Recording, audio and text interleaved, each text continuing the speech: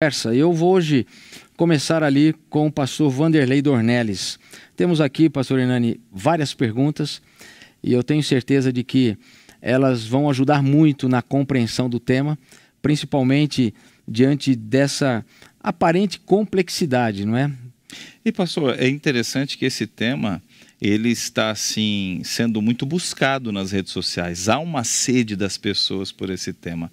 Sim. E nada melhor que termos especialistas, cada um nesse tema e cada um no seu estudo, sua especialidade, para nos ajudar com isso. Com certeza. Bom, o nosso tema então, Nova Ordem Mundial. Pastor Vanderlei Dornelles, qual a origem e o significado dessa expressão Nova Ordem Mundial? Será que ao longo aí da história ela sofreu alguma alteração? Fala pra gente um pouquinho sobre isso. Ok, a expressão Nova Ordem Mundial tem o seu surgimento, né, por ocasião da Revolução Americana, no contexto de 1776. Então os pais fundadores da República eram maçons, e eram homens de elevada cultura, eram estudiosos dos clássicos romanos, gregos, e então juntaram-se aos protestantes e daí então essas duas forças conseguiram mover a América na direção da Revolução, 1776. Então na elaboração dos símbolos do novo Estado constituído, né, da República, os pais fundadores buscaram inspiração e informação, né, nos impérios anteriores, especialmente no Império Romano. Então a expressão Nova Ordem Mundial, que aparece na cédula de $1, foi criada naquele contexto a partir de uma adaptação das bucólicas de Virgílio, né, onde nós temos a expressão original em latim, e a expressão original significa a grande série de anos começa novamente, na literatura de Virgílio. Então os pais fundadores tomaram essa expressão e adaptaram para Novus Ordo Saeclorum, que é como está na cédula de $1, no grande selo dos Estados Unidos. E o que significava isto, né, para os pais fundadores? Eles entendiam, acreditavam, né, e também pretendiam que os Estados Unidos fossem uma restauração da estrutura de poder imperial como havia no antigo Império Romano e nos impérios anteriores. Então, por que a expressão, a palavra ordem aí, né? É que na consciência deles, assim como do Império Romano, se não houvesse um império na face da Terra, o mundo não teria ordem. Seria o mundo do caos, entregue aos bárbaros e a cada nação desejando fazer aquilo que bem parecesse, né? Então, na crença romana e dos pais fundadores da República Americana, é necessário que haja um país com um nível de civilização superior e que possa se responsabilizar pela ordem do mundo. Então, este país, que assume, né, o status de império, ele não somente tem influência sobre os demais, mas ele pretende organizar o mundo, ordenar o mundo segundo a sua perspectiva. Então, os pais fundadores da República acreditavam que os Estados Unidos, né, que recém tinham passado pela Revolução e pela Independência, tinham potencial de assumir, né, um status de império perante as demais nações e restaurar a ordem do mundo como havia no Império Romano. Após a Segunda Guerra Mundial, então, isto que era assim, vamos dizer, uma espécie de sonho, né, um projeto de poder dos pais fundadores e dos Estados Unidos, né, então se tornou uma realidade, porque a partir da Segunda Guerra, os Estados Unidos, em grande medida, organizaram o mundo, principalmente o Ocidente, né, segundo a sua própria perspectiva, com a influência que adquiriram sobre a Europa, né, no pós-guerra. Então, Nova Ordem Mundial é uma expressão que está ligada diretamente ao império, ou uma condição de imperialismo, em que nós temos uma nação mais forte, que influencia as demais, ou tem nas demais, né, seus aliados, ou muitas vezes seus subalternos, no sentido da pressão, né, que eles exercem sobre essas demais, através de sanções, né, econômicas, políticas, etc. Então a Nova Ordem Mundial tem que ver com o poder e a organização do mundo pelos Estados Unidos segundo sua própria ótica. Interessante. E ao longo da história houve alguma alteração esse conceito da Nova Ordem Mundial, pastor? Eu vou pedir ao pastor Jean, nós conversamos um pouco sobre esse assunto, ele tem informações interessantes também nessa linha, e ele vai também dar a sua contribuição sobre como ao longo do tempo essa expressão tem adquirido, né, novos contornos. Ok. Nós temos na história sempre vários movimentos trabalhando a questão de conspiração. Tá? Os Estados Unidos, como falou o pastor Dornelles, ele cunhou também para si o que é chamado America Destiny, o destino da América. Então, dentro do lado cristão, protestante, a América tinha o destino de restaurar o Israel de Deus e converter o mundo. E este culminaria com o fim do milênio e volta de Jesus. Então, há ainda também este elemento. Dentro desse elemento religioso, começam a surgir agora vários grupos trabalhando através de diferentes movimentos ocultistas, sociedades secretas, criando todo esse cenário de uma conspiração mundial ligado em diferentes dessas seitas para se colocar essa nova ordem mundial. Então, além desse cenário político, também tem esse cenário mais ocultista, que aí vão surgindo vários grupos. Isso deu um novo impulso com um livro no fim da década de 40, depois da Segunda Guerra Mundial, de H.G. Wells. Ele era um novelista e ele criou todo um cenário ali onde teria um mundo sem guerras e etc., liderado pelos Estados Unidos. E foi ganhando força porque aí surgiram duas forças, Estados Unidos e União Soviética, e todo aquele contorno político. Eu creio que o senhor viveu isso, eu vivi, vai cair, como é que vai ser, como é que não vai ser. Aí entra Ronald Reagan e um monte de gente colocando, e o Reagan, ele cria que a águia, Estados Unidos, e o urso eram dois símbolos que estavam relacionados com o Apocalipse, que culminariam numa Segunda Guerra, e ele trabalhou tremendamente para terminar com a União Soviética.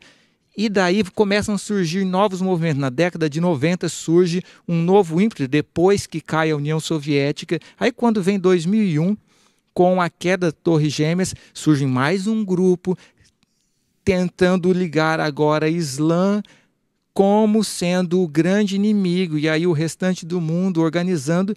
E ultimamente nós estamos trabalhando com o contexto China e Estados Unidos e essas novas ordens mundiais. Junto com isso, entra o contexto de todas as sociedades secretas vindo desde os Templários, lá do 11º século. E aí vai surgir os Illuminatis, que vão ali aparecer na Bavária no final do século XVIII, e eles são eliminados logo depois pelo próprio governo da Bavária, mas fica ali aquele movimento, maçonaria e tantos outros que surgem aí. E agora eles começam a ter diferentes ideias. E hoje, se você for olhar sobre Nova Ordem Mundial, Illuminati, Opus Dei e tantos outros desses grupos, aí eu fiz uma pesquisa essa semana, só de 2015 para cá, dentro de 3 grupos principais de livros, eu tenho mais de 500 livros sobre isso. E cada um colocando uma ênfase diferente. Algumas coisas importantes são necessárias se colocar nisso. Então, os principais grupos mencionados nesses grupos de conspiração são Illuminatis, Templários, que estão ligados a eles, Opus Dei e Jesuítas. Opus Dei é um grupo de pessoas leigas dentro da igreja que são agora reconhecidos como também participando como santos. E o líder dele, o primeiro, foi reconhecido como um santo pela igreja. E há uma briga interna dentro do catolicismo entre jesuítas e Opus Dei, um acusando o outro. Mas o que é interessante é que dentro da literatura que trabalha todo esse esquema desses grupos na Nova Ordem Mundial, eles estão trabalhando juntos, mas dentro do catolicismo eles são inimigos um dos outros, tá? Jesuítas e Opus Dei. É interessante todo esse esquema. Eu gostaria de mencionar um detalhe dentro do nosso contexto de igreja adventista. Quando você vai em Ellen White, ela tem algumas citações interessantes. Ela trabalha em 1868 a seguinte ideia. Depois ela vai ter a mesma ideia em 1883. Aí depois nós vamos ter 1884, 1896, 1898, 1900, 1901, 3 vezes, 1903, 1904, 1909. Qual é a ideia? Eu não vou ler todos os textos, são muitos textos, mas ela coloca a seguinte ideia. Houvesse os adventistas, depois da grande decepção de 1844, ficado firmes na fé, e seguido avante em união no caminho aberto pela providência de Deus, recebendo a mensagem do terceiro anjo e proclamando-a ao mundo, no poder do Espírito Santo, haveriam visto a salvação de Deus. O Senhor haveria cooperado poderosamente com seus esforços, a obra já se haveria completado, e Cristo haveria vindo antes disso para receber seu povo, para lhes dar o galardão. Ela diz, não era vontade de Deus que a vinda de Cristo fosse assim retardada. Não era desígnio seu que seu povo Israel vagueasse 40 anos no deserto.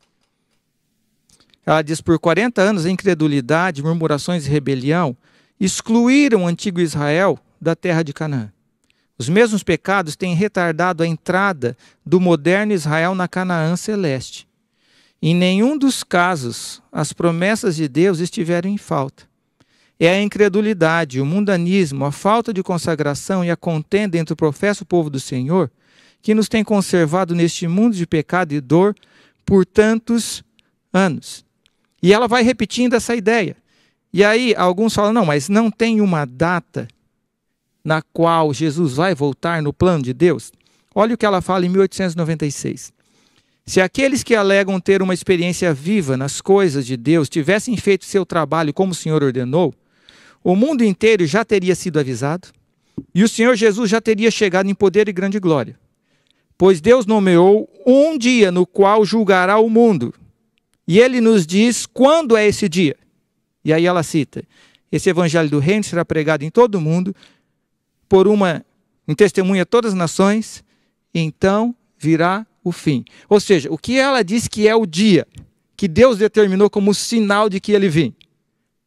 Finalização da pregação do Evangelho, que é o que está em comum acordo com Apocalipse 10, que é o fim do mistério que ficou oculto. Então, a partir de 1844, Deus pode voltar qualquer momento. Mas há uma condição. E é essa condição que ela repete várias e várias vezes. Ela diz, nós estamos anos atrasados. E ela diz assim, Satanás não está dormindo. Por que eu trouxe isso à tona? Por uma questão. Se Jesus pudesse ter voltado perto de 1844, no tempo de Ellen White, o que seria de China, Islã, Illuminati, Opus Dei e tantos outros que não existiam em todo esse cenário? Quer dizer, o que você está colocando com muita propriedade aí, pastor, é que, na verdade, quando a gente associa esse conceito da nova ordem mundial à volta de Jesus, a gente está exatamente fazendo uma aplicação errada em relação ao processo. Revelação que nós temos. Né? Exatamente, porque, como você disse, se Jesus tivesse voltado conforme Ellen White coloca de maneira muito clara, esse movimento, no seu início, como o pastor Vanderlei colocou, na verdade não representava praticamente nada em relação a todo o contexto profético e escatológico. É isso mesmo? Justamente. Nós não teríamos Vaticano II, não teríamos não teríamos a Torre Gêmeas e nada disso. Ou seja, nós às vezes esquecemos de olhar o cenário profético e aonde ele aponta e olhamos mais para o noticiário. Teve um grupo de pessoas que fez isso. Era um grupo de aproximadamente 12, mas que tinham muitos outros que o seguiam. E foram grandemente decepcionados quando Jesus morreu na cruz. Porque eles esperavam o Messias. Mas de acordo com a sua visão da profecia. E aí Jesus teve que dizer para 2 deles assim, nécios, tardios em entender o que estava escrito. Nós podemos ser intérpretes da profecia, mas nossa maior fonte são os jornais e livros de especulação. Não, nós temos uma grande fonte. Bíblia, Espírito de Profecia, e é ali que a gente tem que manter o centro da nossa atenção. Quando a gente foge desse processo, né, escriturístico do assim diz o Senhor, da revelação profética, que, na verdade, nós como igreja somos privilegiados, igreja tem a orientação profética que nós temos, que igreja tem essa base segura, né, pastor Reinaldo, em relação aos movimentos que estão diante de nós, ou já ficaram para trás, ou ainda virão pela frente, que igreja tem esse processo que pode realmente nos balizar, não é? Nos dar um direcionamento seguro, porque eu acho que tudo quando foge dessa realidade vira especulação e ao mesmo tempo pode virar sensacionalismo. É isso, pastor? Eu creio que exatamente, né? E nesse contexto, é como existe, quer dizer, Deus existe um elemento, Deus respeita o ser humano, mesmo as nossas más escolhas. Deus toma em consideração, quer dizer, essa atitude. Ele não vai forçar as coisas, ele está trabalhando conosco. E nesse contexto, por exemplo, como foi apresentado aqui, a volta de Jesus poderia ter corrido há muito tempo atrás, se o seu povo tivesse fielmente cumprido a missão que foi lhe dada. Mas como existe tudo isso, e existe uma história que se desenrola, e coisas que nós vemos passando aí agora na nossa situação mundial, entre lutas de poderes, eu acho que aqui existe um elemento importante, pastor Elias, e é para cada um de nós. Deus, na sua profecia, ele deixa claro algumas coisas que servem de luz para guiar. Então, aquelas coisas, evidentemente na profecia, existe muita coisa que ainda nós vamos compreender no futuro, ainda vamos entender na medida que vai acontecendo, não é? Mas alguns aspectos proféticos Deus enfatiza que fique claro. Por que Deus deixa claro alguns aspectos proféticos? É exatamente para ajudar o povo nessa complexidade da história e do tempo e da interação entre Deus respeitando a nossa situação, não é? Ou tomando em consideração, mas cumprindo o seu plano também, que essas coisas claras elas servem de luz para guiar, para a pessoa não ficar confusa. Ou seja, nós aqui às vezes, eu acho que o que o professor já quis mostrar, nós deixamos de lado aquilo que é claro na Bíblia. E ficamos atrás daquilo que é oculto, desconhecido, não é?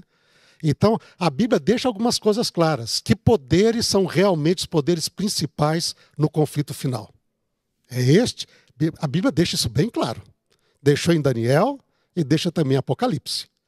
Qual que é o poder, qual que é o sinal que nós devemos esperar? A Bíblia também deixa isso claro. E agora é interessante que muitas vezes nós, nesse contexto, a gente deixa aquilo que é claro de lado e passa para aquilo que é obscuro. Porque cria mais sensação, cria isso, mas isso acaba muitas vezes criando só confusão. Então eu acho que claro, por exemplo, Jesus deixou algo claro para os discípulos. Olha, quando Jerusalém for cercado pela abominação da desolação que há de vir, e quem lê entenda, quer dizer, está lá, que falou Daniel, quem lê entenda. E então vocês saiam da cidade. Ele deu um sinal claro. E os cristãos atentaram a isto, e na destruição de Jerusalém, todos eles puderam se ausentar e não sofrer com aquilo que aconteceu em Jerusalém nas mãos dos romanos ali até o ano 70. Né? Então você vê, é essa a função de Deus. Deus sempre deixa algo claro, e é esta revelação escriturística clara que deve fazer parte da nossa preocupação, do nosso estudo, das nossas convicções de maneira bem assertiva. Aproveitando essa sua colocação aí bem assertiva, né? Obrigado, pastor Jean, por esse enfoque, porque eu acho que ele baliza bastante a nossa visão profética. E a gente pode olhar, sim, para a questão da nova ordem mundial, no contexto em que a gente vive, como sendo algo importante em relação ao momento que nós estamos vivendo, mas nós poderíamos estar já muito longe desse lugar sem realmente nova ordem mundial, e não colocar a nova ordem mundial como simplesmente um balizamento único para dizer, olha, Jesus está às portas, está voltando. Não é isso, pastor? Só um detalhe. Quem serão os personagens dos bastidores, eles vão diferir. E vai diferir o momento. Como o pastor Siqueira diz, Deus coloca assim, esses daqui são centrais. Agora, como vai ser organizado isso para esses centrais atuarem, não é o foco da profecia. E às vezes nós colocamos isso como foco na interpretação profética. Perfeito. Eu vou puxar uma pergunta aqui ao pastor Reinaldo, que eu acho que faz sentido e nos dá assim, uma sequência interessante à nossa conversa. Como que a gente pode, pastor Reinaldo, entender a questão bíblica sobre um reino tendo domínio sobre todo mundo? Como isso funciona no Antigo Testamento? E esse domínio era sobre todas as nações ou era apenas uma forma de expressão? Como é que nós podemos compreender isso? É interessante, nós vemos lá, o livro de Apocalipse tem bastante relação com o livro de Daniel. Eu acho que são 2 livros que nos ajudam bastante na compreensão um do outro, né? Sim. Ou seja, um lança luz sobre o outro. Apocalipse foi construído sobre Daniel para ajudar a igreja a compreender também as profecias e trazendo mais revelações, né? Mas, por exemplo, lá o rei Nabucodonosor, ele é chamado, por exemplo, como o rei a quem todas as nações da terra foram entregues e cujo poder ia até a extremidade da terra. Mas quando você nota ali, por exemplo, na história, o rei Nabucodonosor, o Império Babilônico de Nabucodonosor, dominou toda a região que está hoje entre o Irã até o Egito. Mas, por exemplo, não dominou a Turquia, não dominou a Grécia, não dominou nada da Europa, não dominou a África, não dominou a Ásia, não é? Nem Índia, nem China, e muito menos chegou às Américas. Mas como então que ele dominou sobre todo mundo? Como a expressão é essa, né? É interessante ver que essa expressão está muito ligada às regiões geográficas onde o povo de Deus está e onde a história bíblica está ocorrendo. Interessante. Então você vê, todo mundo aqui era o lugar onde estava o povo de Deus. Depois dos medo-persas, por exemplo, eles dominaram muito mais. Eles foram desde a Índia até o norte da Grécia. Desde o sul da Rússia até o norte, hoje o Egito, o norte da África. Okay? E eles foram muito maiores em território do que Babilônia. Mas é interessante ver que o povo de Deus ele também nessa época já estava espalhado por toda essa região. Mesmo aconteceu com a Grécia, que foi desde da parte lá da Grécia até a fronteira quase com a China, não é? Mas era o mundo onde estava o povo de Deus. Hein? Hoje em dia, eu acho que quando nós vamos a essa expressão dentro da profecia apocalíptica final, nós temos talvez uma expressão que é muito mais ampla. Por quê? Porque com o passar dos séculos, o povo de Deus hoje se espalhou mesmo por todo o mundo. Hein?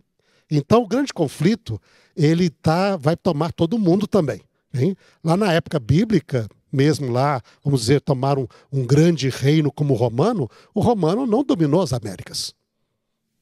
Estava longe, nem havia consequência disso. Mas eles dominavam a região onde estava o povo de Deus, e era o mundo todo. E o Paulo diz, nós pregamos o evangelho a todo mundo. É o mundo desses impérios. Não chegaram aqui nas Américas para pregar, aqui no Brasil, nem na África, não é? No sul da África, por exemplo.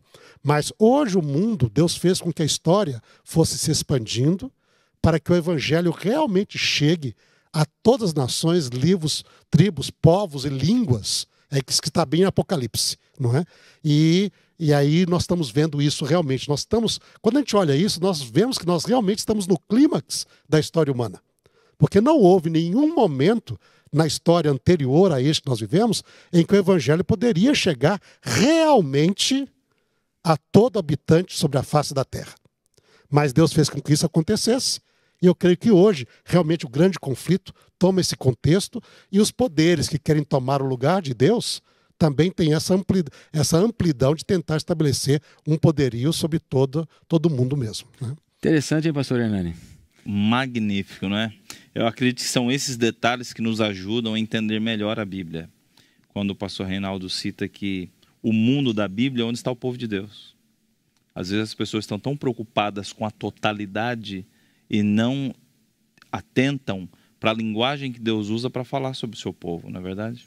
E eu quero fazer uma pergunta para o pastor Adriano Mille, tá, pastor? Estou vendo que o senhor está bem quentinho aí também, né? Ele está se preparando aí para... É porque no Espírito Santo não tem esse frio. Aí ele trouxe, né? Olha que lá na Serra tem, viu? Tem? Você sobe a Serra, tem... Domingos Martins. Ali é um Campos do Jordão dentro do Espírito Santo. Verdade. Pastor Adriane, como a profecia lida com os impérios mundiais? Como é que a profecia lida com eles? E como este lado da profecia se conecta com a nossa vida espiritual hoje? Eu creio que a gente pode construir em cima do que os colegas já colocaram. E eu queria começar com uma analogia um pouco estranha, mas ela pode ajudar a gente a visualizar algumas coisas. Eu me lembro de uma igreja que, infelizmente, uma irmã dessa igreja acabou tendo ali uma situação de possessão demoníaca. E teve alguns cultos nessa igreja que a irmã estava ali e, de repente, o inimigo tomava posse e começava a falar várias coisas, jogando podre de todo mundo assim no ventilador, digamos. E o curioso é que começaram a vir mais gente para ouvir o que estava sendo dito ali, porque eles queriam ouvir o que o inimigo tinha para dizer. Eu vou parar por aqui porque esse não é o tópico da nossa discussão. Mas o ponto que eu quero fazer é o seguinte. Aquela igreja, em cultos anteriores, teve várias séries bíblicas e a audiência era pequena.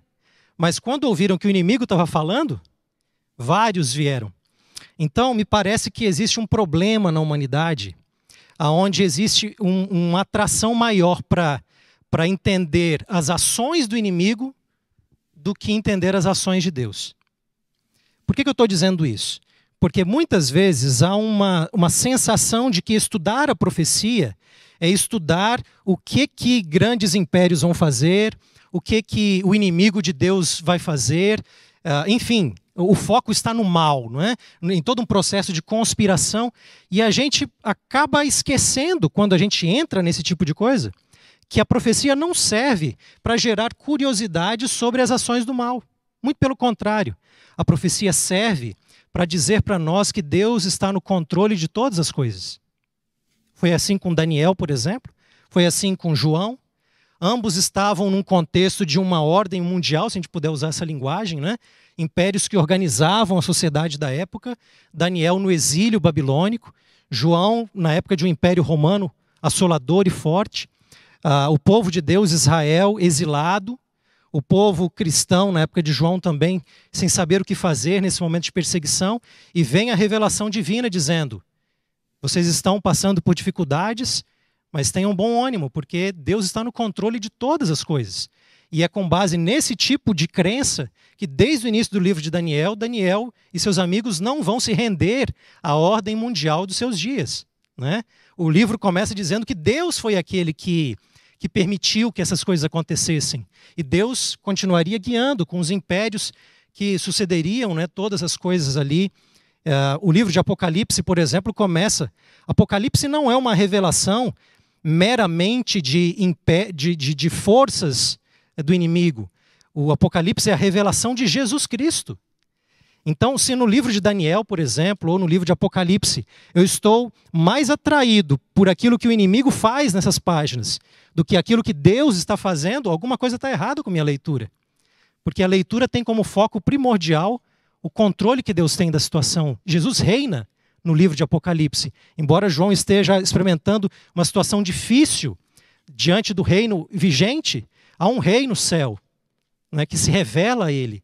É revelação não apenas de Jesus Cristo no sentido de ser uma revelação da parte de Jesus Cristo, a partir dele, mas é uma revelação do próprio Cristo também, que vai se revelando às igrejas. Então, eu creio que esse elemento é muito importante. A profecia, ela renova a minha fé, não porque meu foco vai estar no conhecimento das ações do inimigo, embora seja importante eu conhecer as ações do inimigo no contexto do grande conflito, e Deus vai revelar.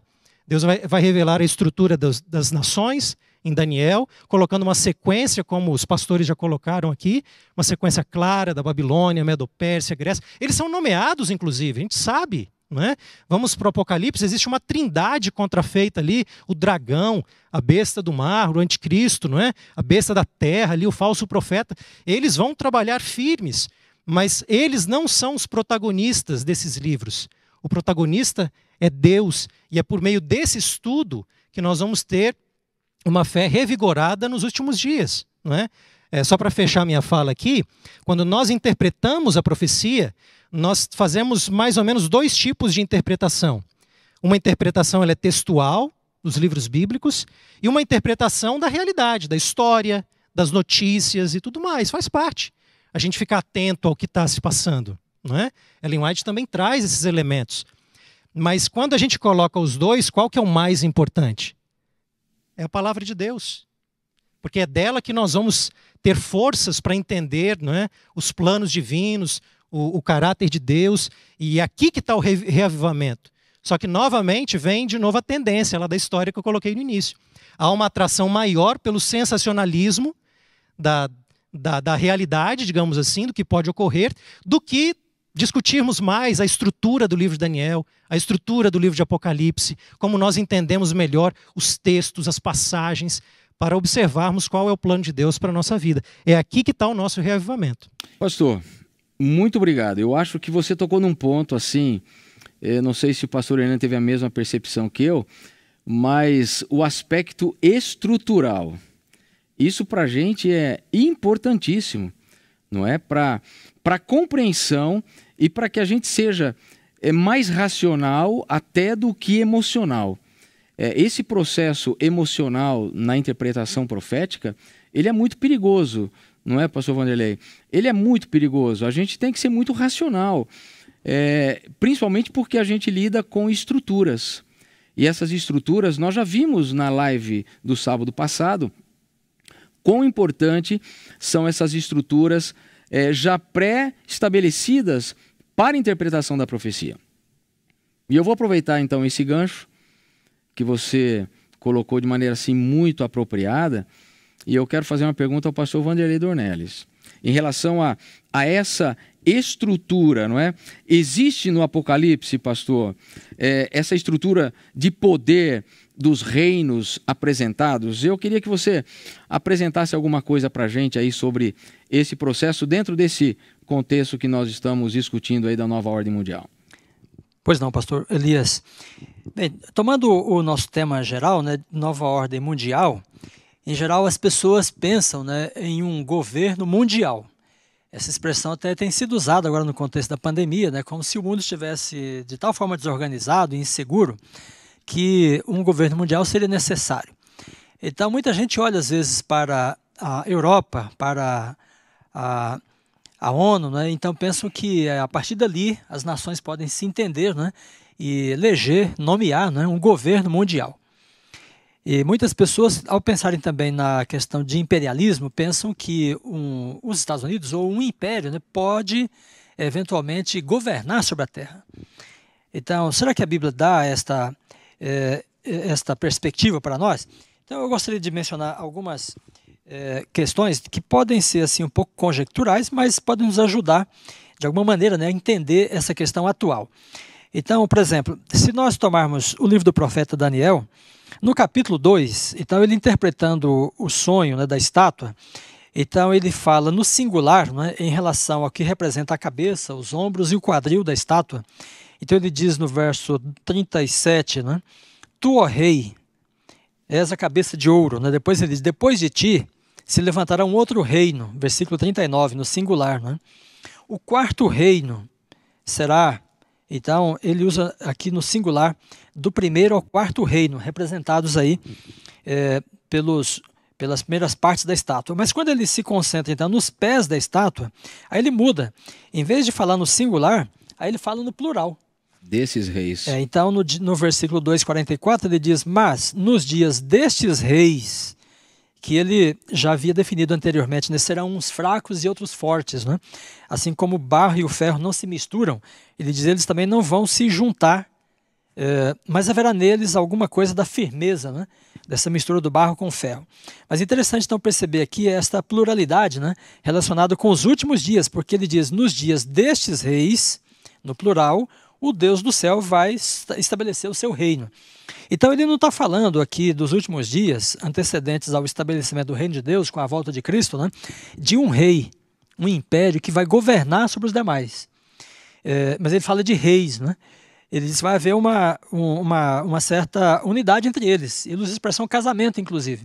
Se a gente pensar no significado de casamento, biblicamente, né, são duas entidades, duas identidades, né, que se juntam, formando uma só carne, mas permanecem sendo duas pessoas. Muito bem, quando vamos para o Apocalipse, nós temos essa pluralidade também. Porque veja, no capítulo 16, versículos 13, né, e 14, Então ele fala dos 3 espíritos que saem da boca do dragão, da besta e do falso profeta. Então os 3 espíritos aqui que saem destas entidades, né, devem ser entendidos como sendo as religiões que provêm dos impérios aí representados. Então o Império Romano, o Império dos Papas e o Império Americano. Pois bem, então no versículo 14 ele diz: os espíritos se dirigem aos reis do mundo inteiro. Então agora no plural também, assim como no caso de Daniel, né? Então se nós entendermos que aqui é o relato do Armagedon, e aí o poder religioso, né, as religiões vão em busca do poder civil, o poder político, então esse poder está dado aqui no plural, os reis do mundo inteiro. No capítulo 13 também, aí nós temos essa pluralidade. Veja, no relato da segunda besta, que emerge da terra, então no versículo 14, né, então diz que ela seduz os que habitam sobre a terra e diz aos que habitam sobre a terra para que façam uma imagem à besta. Então, ou seja, se a besta que sobe da terra, que está relacionada com os Estados Unidos, né, então nos Estados Unidos vier a ocorrer a união de igreja e Estado, né, para formar a imagem da besta, então está dizendo que as pessoas que habitam sobre a terra são também encorajadas a formarem uma imagem à besta. Ou seja, o mesmo fenômeno a tomar lugar nos Estados Unidos, dando espaço, né, no governo para a religião, então isso também deve ocorrer nos demais reinos, no restante da terra. Então, novamente, a ideia de pluralidade. Quando voltamos ao capítulo 16, então veja, os espíritos se dirigem aos reis, né, no plural. Aí no capítulo 17, é uma visão que explica a 6ª praga. A 6ª praga é a queda de Babilônia. Aí os capítulos 17 e 18 são um detalhamento, né, desta queda, como ela vai ocorrer. E aí, para entrar no assunto da queda, aí vem então a visão da mulher montada sobre a besta. A besta, o anjo explica, né? Então a partir do versículo 8, no 7, né, ele diz: eu vou dar o mistério da besta. E aí ele deixa a mulher um pouco de lado, eu vou dar o mistério da besta. Então ele diz: a besta tem 7 cabeças, que são 7 reis. Daqui, 7 não é plenitude, né, como em geral é no Apocalipse, porque o anjo fraciona este número. Então ele diz: 5 passaram, 1 existe, 1 está para vir. Uma vez que ele fragmentou e colocou em consecutividade, né, então não é um número simbólico, mas definindo realmente 7 poderes. E depois ele acrescenta um 8º ainda. Ao falar dessa consecutividade, ele não está falando das cabeças como sendo reis simultâneos, né, que coexistem, mas que existe um em cada momento da história. Agora, quando ele fala dos 10 chifres, então ele diz que os 10 chifres, então veja, aqui está no versículo 12, né, são 10 reis. Então, bastante plural aqui. Aí ele diz: eles recebem poder, né, como a besta. Agora observe que quando ele fala do 8º rei, então ele situa a ação da besta na sua última fase. O 8º rei é um rei só. Porém, ele não trabalha sozinho. Ele só pode atuar, só pode executar o projeto dele, quando ele tem o apoio dos 10. Os 10 reis representados pelos 10 chifres, né? E para confirmar que eles trabalham juntos, veja aí no versículo 16, ele diz: os 10 chifres e a besta, estes odiarão a meretriz. Então aí agora a besta, que representa o império, e os 10 reis, né, que devem representar, portanto, os aliados do império, aqueles que entram em ação junto com ele, né? Então eles juntos, a besta, o império e os seus aliados, ou subordinados, né, oferecem o seu poder à mulher, e a mulher governa sobre eles, né? Então no capítulo 18 ela diz: estou sentada como rainha. Então no momento que ela domina sobre os reis, sobre a besta, que é o império, e sobre os reis, que são os associados ou aliados do império, então ela governa sobre eles, né? Porém ela faz isso até certo ponto, porque chega um momento em que eles se revoltam contra ela, há uma reviravolta, é o que ocorre na 6ª praga, né? E então eles a julgam, a odeiam e a destroem. Então o império mais os seus aliados. Quantos são os aliados? Aqui 10 deve ser entendido, né, como um número simbólico. Embora em Daniel 7, né, o 10 das cabeças do 4º animal sejam as 10 nações da Europa, né, e daí eles são fragmentados também, assim como o 7 das cabeças, né, porque lá o anjo diz a Daniel assim: vai surgir um chifre pequeno no meio da cabeça do 4º animal e 3 dos anteriores vão cair. Então ficam 7. Mas o que se levanta é um distinto destes. Então, os 10 lá podem ser uma referência direta às 10 nações europeias, que trabalham junto com o papado na Idade Média. Mas os 10 aqui na cabeça da besta são uma representação dos poderes, né, ou dos reis, que se juntam ao império em diferentes fases da história. E aqui pensando nessa última fase, então quem seria e quantos seriam esses reis? Muitos deles. É uma pluralidade. É como Daniel diz, né? Uns fracos e uns fortes. Reis no plural, que de alguma forma vão conseguir ter uma agenda comum, uma espécie de casamento ou pactos, acordos entre eles. E aí eles trabalham com o império, com a besta, né? Para o último período de intolerância, né? Na Terra. Então, esses parecem ser alguns pontos, né, sugestivos para nós de uma estrutura de poder nos últimos dias. E não dá para pensar aqui num governo mundial, sabe, numa nação que vai governar sobre as demais, né? Mas em tratados, em pactos, em acordos, em agendas comuns que começam com a ação do império, do poder mais forte. E ele trabalha com os demais, com os reis da terra, né? Assim como o 8º rei trabalha com os reis representados pelos 10 reis. Se nós pensarmos na Pérsia, por exemplo, né, então a Pérsia tinha 127 províncias. Quando o Assuero, mais tarde, né, fez a lei dele contra os judeus, era para ser aplicado a todas as províncias do seu poder. Então ele tinha quantos aí? Eram muitos, dezenas de reinos menores que estavam trabalhando com ele, seus aliados ou seus subordinados. Então aí se constitui aquilo que nós chamamos de uma estrutura de imperialismo. Não é um governo mundial, mas um maior que lidera os demais. Então essa parece ser uma estrutura de poder, né, que o Apocalipse desenha para nós nos últimos dias. Não é um reino que vem através, ou um poder, né, que legisla sobre o mundo inteiro através da ONU ou dos Estados Unidos, mas uma liderança do império. E até nessa perspectiva a ONU não tem muita relevância, porque não há um trabalho, né, de um poder que não seja civil aqui. São reis mesmos. Então são os presidentes e primeiros ministros das nações que entram, né, nesse bloco para formar e ter essa agenda comum, né, diante da terra, e é só a partir dela que pode vir então o decreto dominical e um sistema de intolerância sobre o mundo inteiro, né? Porque como o pastor Reinaldo disse, o poder do império se estabelece sobre a terra, mas de que forma? Com seus aliados, seus subordinados e seus aliados. Então, se o povo de Deus se espalhou por todo o planeta, então o poder do império vai se espalhar também, mas é através de alianças que ele faz com os demais reinos.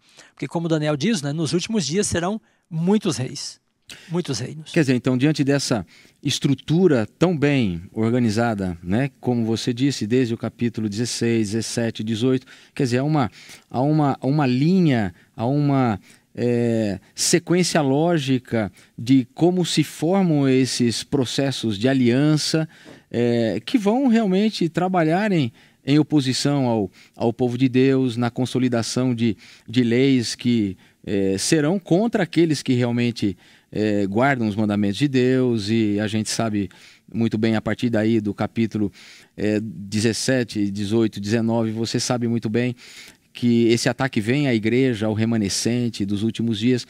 Então esses 10 reis aqui que a gente vê de maneira muito clara no verso 12, diante dessa exposição, eles não são literais então. Não deve ser visto assim, porque o mundo tem mais de 200 nações. Ellen White tem uma compreensão clara disso. Ela não fala do decreto dominical como sendo uma lei universal, mas que começa nos Estados Unidos e depois vai se reproduzindo nos demais países. Quanto tempo vai durar, né, para que todas as nações entrem nesse esquema, nesse projeto? Nós não sabemos, mas cada uma delas tem a sua autonomia e elas poderão ser pressionadas, né? Tem os aliados que vão se juntar rapidamente, mas tem aqueles que deverão reagir por pressão, por boicotes, né, por sanções, e até que o mundo possa entrar nesse plano. Mas ela fala claramente, quando se tornar universal, quando todas essas assembleias no mundo, né, promulgarem essa lei, então aí é o momento final.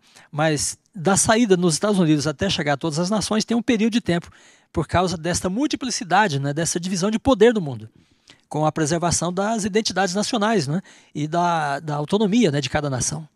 Ok, pastor. Interessante. Pastor Reinaldo, por favor. Só talvez ali eu acho interessante nessa mesma linha, lembrar que um pouco esses panoramas finais aqui, você tem um pouco um reflexo lá em Daniel capítulo 11, onde você tem conflito entre as nações lá, não é? entre até nações associadas ao rei do norte, fazendo guerra contra nações associadas ao rei do sul. Mas depois o rei do norte ele consegue vencer. Aí diz que o rei do sul com os seus associados se unem a ele, e aí eles vão atacar o povo de Deus. Então essa história é interessante ver que esse aglomerado de nações unidas que no final vão para essa batalha que é chamada no Apocalipse, a batalha do Armagedon aqui, não é? Que está esse último momento de ataque contra Deus e o seu povo. Mas é uma série de nações ligadas sob liderança de alguns mais fortes ali que no final se colocam, né? Então, por isso que alguns... Porque lembra, nós estamos sempre no livro de Apocalipse e Daniel. Alguns consideram que 10 aqui é símbolo dessa referência aos reis da terra, que são unidos para a batalha do dia do Senhor.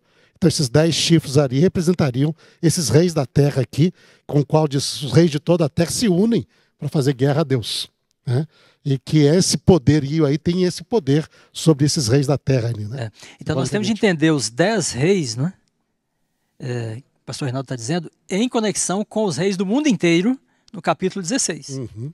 E 18 então, também. E no 18. Então, os espíritos se dirigem aos reis do mundo inteiro, né?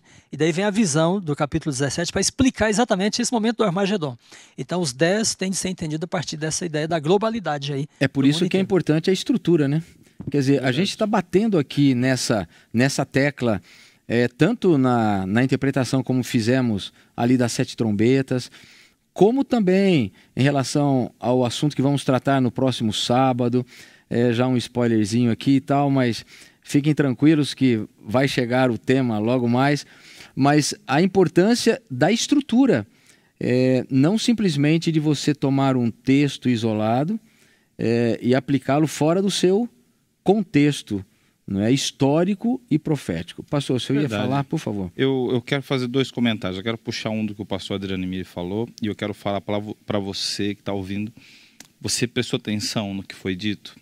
Enquanto nós estamos procurando as coisas que o diabo vai fazer, a gente acaba vendo o diabo em tudo que está acontecendo.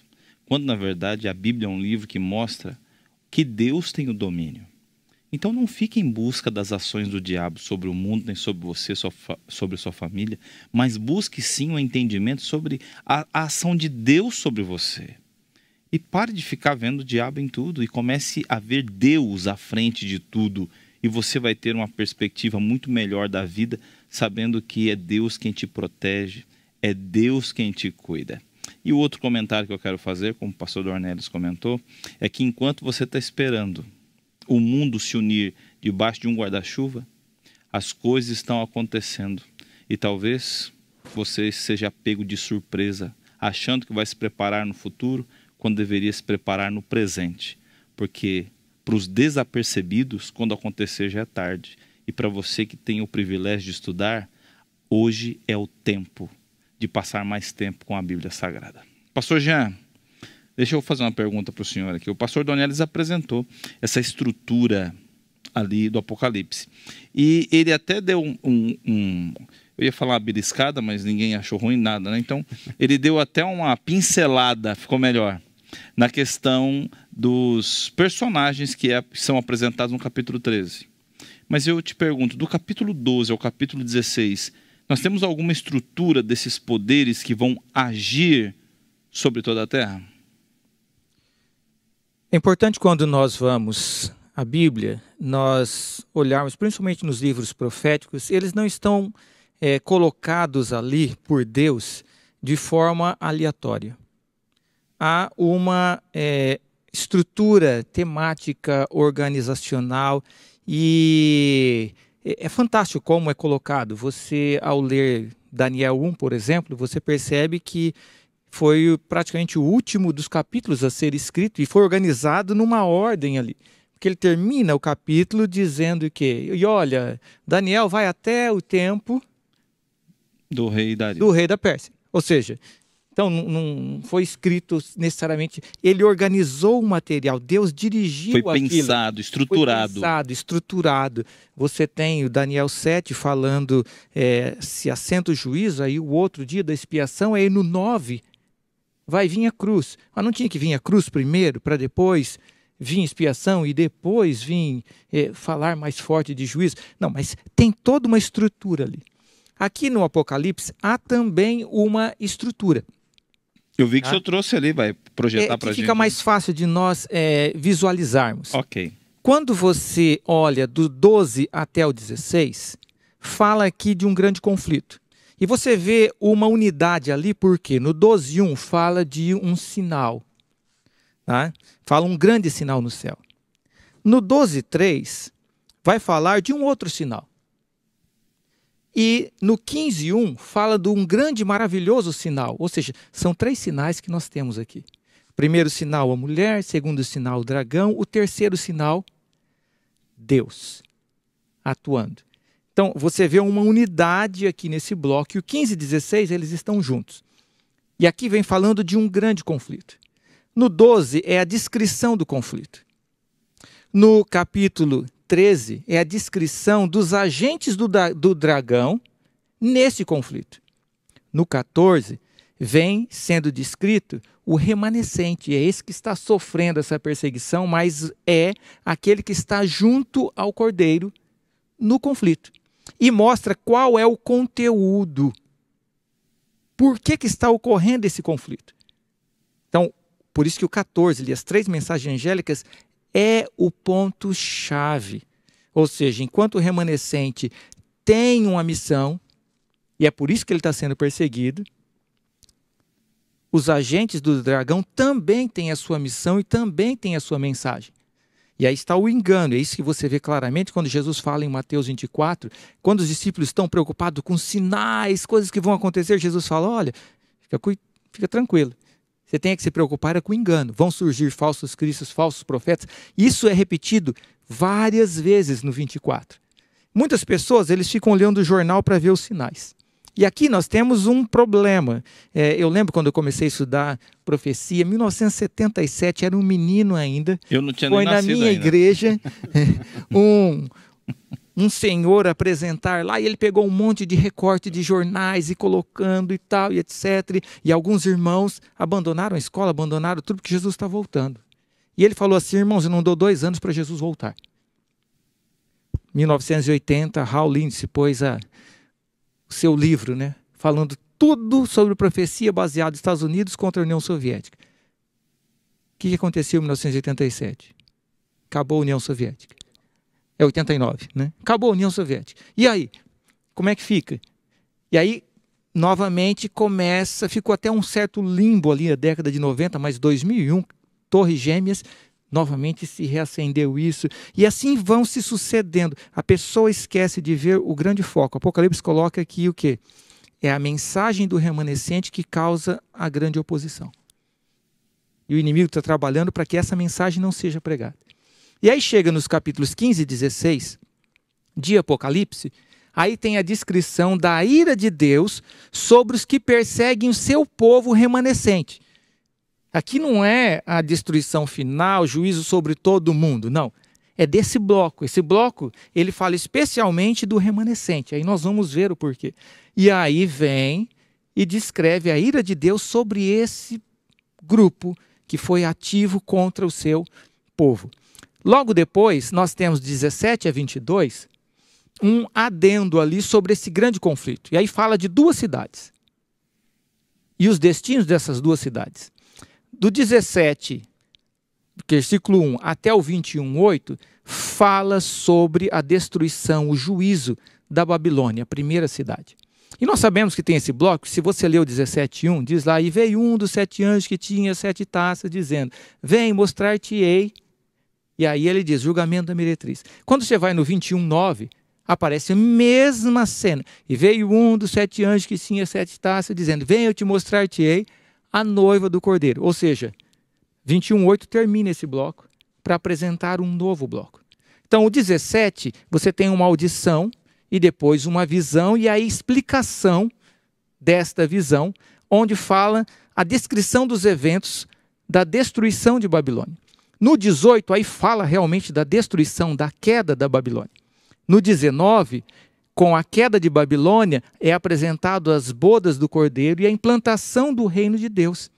E aí já do 19, 18 para frente, com 20 até o 21, 8, apresenta a destruição de Satanás, os poderes que estavam com ele, os seus súditos, e agora apresenta a noiva, que vai ser alvo dos capítulos 21, ali está errado 120, esse 1 tinha que sair daí, 21, 9 até o 22, 6, onde mostra agora quem é a Nova Jerusalém e a realidade da presença de Deus com os seus súditos.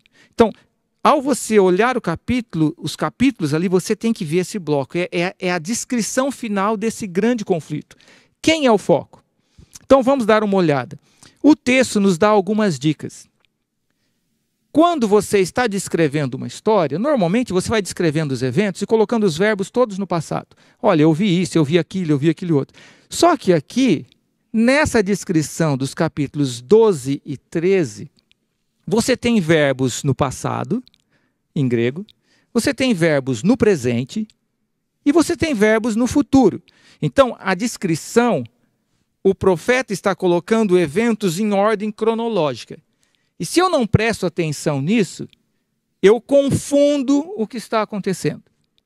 Primeiro, ele apresenta batalhas, no capítulo 12.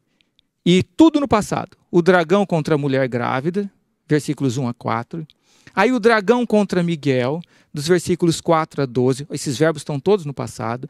Aí o dragão contra a mulher, onde está incluso o período dos 1260 anos, que também está no passado os verbos.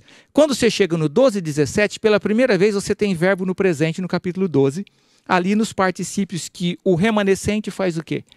Guarda os mandamentos de Deus e tem a fé de Jesus.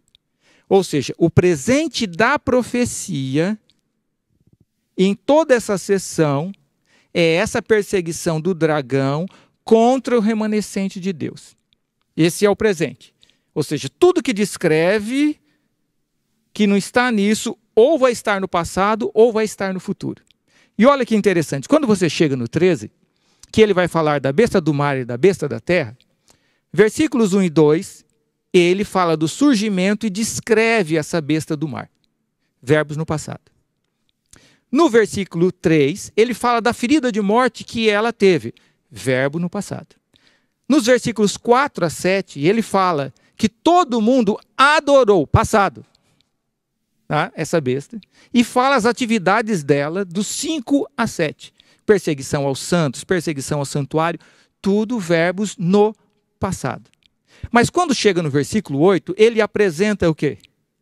E vão adorá-la. O verbo vai para o futuro. Ou seja, essa besta aqui é apresentada por João em dois momentos. As atividades dela no passado e depois no futuro. Depois, o presente, lembra o quê? O dragão perseguindo diretamente o remanescente. O mundo inteiro vai adorá-la, com exceção do remanescente. É isso que é a ideia. E nos versículos 9 e 10, fala da perseguição aos santos e coloca ali os verbos no presente. Novamente em coerência com o 12, 17. Quando nós vamos seguindo o capítulo 13, aí tem a descrição da besta da terra. O verbo está no passado, no 13, 11. Então ela surge e ela é descrita antes dessa perseguição. Quando nós chegamos nos versículos 12 até o 14, com referência à besta do mar, a primeira, diz o quê? A ferida dela é curada e o verbo está no presente. Ou seja, lembra que anteriormente no versículo 3 teve a ferida no passado. Agora, no versículo 13 aqui, não, a ferida já foi curada. Então, o verbo está no presente ali, é aquele momento. Tá? O que vai acontecer daqui para frente é o que eu tenho que prestar atenção. Com a besta da terra, o presente dela é o quê? Ela exerce a autoridade da primeira besta. Então, quem está exercendo a autoridade é a primeira besta do mar ou a segunda da terra? É a besta da terra, ela é ativa. Ela faz sinais, ela faz uma imagem à besta. Percebe o que está acontecendo? Isso é presente. A besta do mar aqui, ela vai agora estar em congruência com o versículo 8, porque a besta da terra faz todo mundo adorá-la, ou seja, entra no futuro. E essa besta vai falar, ela vai ter um papel ali. Mas ela não é o grande agente. Ela está recebendo de bandeja da besta da terra. E todo mundo vai adorar a imagem dela. Então vão adorá-la, mas o foco, a adoração dela vem como? Pela imagem que a besta da terra fez. E a besta da terra, qual o futuro dela? Dentro dos tempos verbais ali, ela vai fazer todos adorarem a primeira besta. Ou seja, está no futuro. Ela vai fazer uma imagem à besta, ela vai fazer a imagem falar, ela vai fazer todos adorarem a besta e vai selar os que adoram, na mão e na fronte. Quem está selando? A besta da terra, e não a besta do mar. Às vezes nós esquecemos isso. Então, o que é importante nós vermos aqui dentro desse cenário? Vamos dar uma olhadinha em algumas coisas? Olha, a luta entre o dragão e a mulher é passado. A luta entre o dragão e o descendente, Miguel, é passado. A luta entre o dragão e a mulher, novamente, os 1260 anos, é passado na profecia. Presente é o dragão contra o remanescente. No capítulo 13, a besta do mar contra a mulher, tudo que ela faz, 1260 anos é passado, não é futuro. O texto deixa bem claro. O que é o presente? É a besta da terra contra os santos, que são o remanescente, os 144 mil. Aqueles que guardam os mandamentos de Deus e têm a fé de Jesus. E o que é futuro? É a marca que vai receber. Quando nós olhamos esse contexto de tempo e estrutura, nós já chegamos no momento em que a besta da terra está sendo usada por Satanás para perseguir os santos? Não, não chegamos nesse momento. Isso vai acontecer no momento em que o pastor Dornelles falou que está lá no grande conflito. Quando o protestantismo apostatado se levantar e se unir ao Estado para pôr leis religiosas, se formou a imagem da besta. Esse é o momento presente da profecia de 12:17. E aí começam. A partir de então é que vai receber de bandeja a besta do mar a sua hegemonia. Mas quem vai fazer? Não vai ser ela. Na maioria das vezes, quando nós olhamos para isso, o nosso foco está onde? O nosso foco está na besta do mar. Mas ela é o agente passivo aqui. Ela não é o agente ativo. Se você olha lá em Daniel, é a mesma coisa. Olha, ela vai fazer grandes coisas. Você olha os animais, olha. Quando você vai no leão, foi-lhe dado. No leopardo, foi-lhe dado. O urso, foi-lhe dado. E agora veio o animal terrível, espantoso, querendo pisar em tudo. Mas quando chega no chifre pequeno, diz que, Daniel 7:25, e os santos foram-lhe entregues nas mãos. Ou seja, ele não foi o ativo, ele recebeu. Isso foi no começo com essa besta. Novamente depois é tirado a ferida mortal, ou seja, ele perde esse poder que ele recebeu. E agora de novo é o mesmo padrão dentro da profecia. Vai lhe ser feita uma imagem, vai fazer que todo mundo o adore. Então nós estamos às vezes com o foco errado. Em vez de olhar para a besta da terra, quem ela é e o que ela está fazendo, nós estamos olhando para o quê?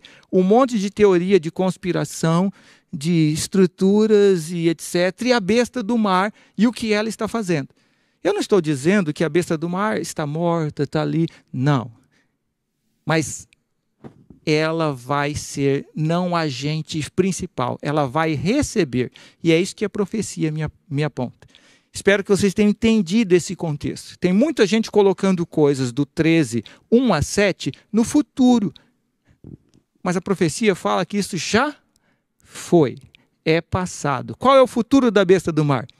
É receber a adoração pela besta da terra. É a besta da terra que vai ser todo mundo adorá-la. E é importante você saber quem são essas bestas e nós vamos discutir isso um pouquinho mais para frente. Eu acho que esse... Não, acho que a gente pode entrar nesse ponto agora. Eu acho que é o momento para a gente puxar. Mas eu quero...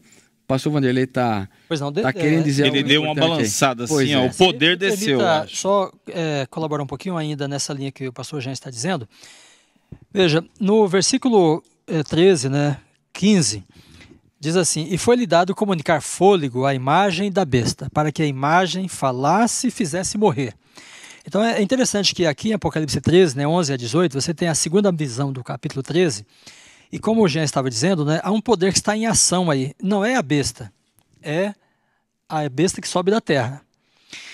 Ela inicialmente atua, né, como um falso profeta. Então ela opera sinais, ela seduz, né, leva as pessoas a adorarem.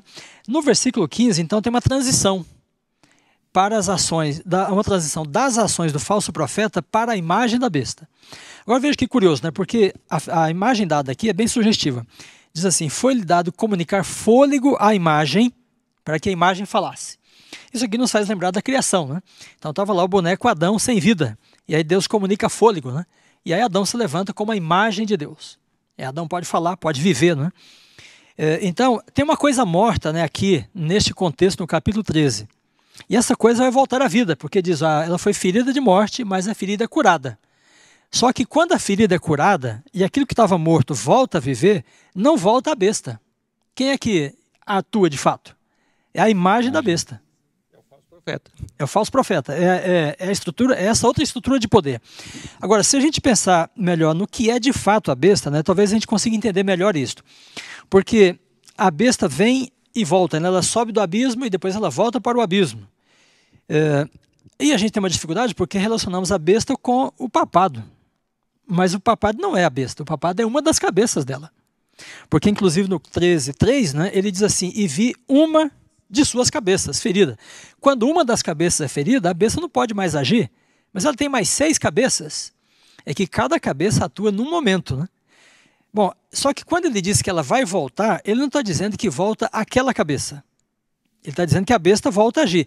Mas depois ele fala, olha, na verdade, volta a imagem dela.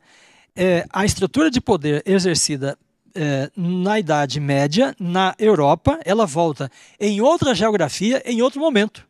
Por isso ele chama de imagem da besta, ou seja, é algo que se parece com aquilo que estava. Agora, o que é a imagem? Ellen White tem coisas que ela explica bem claramente, né, e ela entende aquilo que quer explicar. Se você pegar o Grande Conflito, na página 440 em diante ali, ela fala assim, o que é a imagem e como será ela formada? Então ela diz, a imagem será formada quando as igrejas influenciarem o Estado. Aí vem a imagem de Apocalipse 17, a mulher montada sobre a besta, né? Então as igrejas, o poder religioso, se aproxima do Estado e consegue influenciar, dominar o Estado. A gente pode se lembrar de Jezabel também, ela era uma sacerdotisa pagã. Ela casa-se com o rei Acabe e ela domina sobre Acabe. Acabe era o rei, né? Mas quem mandava era a rainha, Jezabel. Então aqui, o rei, né, o 8º rei, a imagem da besta, é de fato o poder político, né, dominante. Mas quando ele é seduzido pelo poder religioso, o poder religioso domina sobre ele. Mas não é o catolicismo, aqui são as igrejas protestantes. E o catolicismo entra, né, nesse jogo com o poder através das igrejas protestantes. Então, para Ellen White está muito claro. Então, como o Jean está dizendo, nós não olhamos para a Europa. Nós olhamos para a Europa através da América, né? Porque a América que é a região da Terra, né, onde a mulher foi abrigada ao final dos 1260 anos e onde surge, né, essa nova besta e onde surge a imagem da besta.